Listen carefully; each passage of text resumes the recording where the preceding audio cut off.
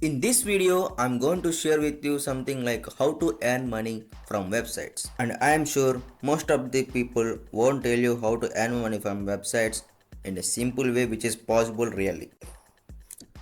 You may heard about the platforms like Fiverr and Upwork and all these things. And many people think they are for beginners. But here's the hardest truth is they are not for beginners. Getting your first client is very tough and you will be competing with thousands of experienced freelancers from all over the world. So instead of it, you need to reach the clients by your own directly without depending on these crowded platforms.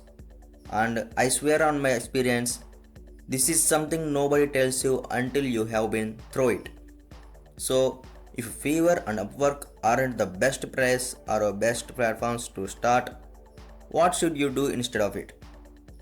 And my answer is LinkedIn. Now I know what you are thinking, like everyone says LinkedIn, but how to do or how do I actually get opportunities there? On LinkedIn, the key is showcasing your skills is the main thing. This is the key property we have using here.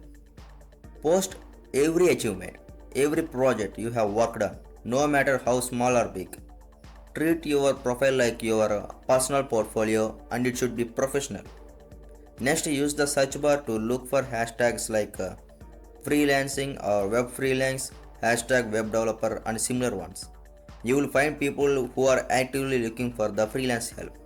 When you find them, don't just send the connection or a comment. Send a personal message like something like I saw you were looking for web development service, so here are my projects. I would love to work with you and this is my portfolio. Send your resume and invite them personally. This is what I mean by reaching clients by your own. You take the first step and approach them personally.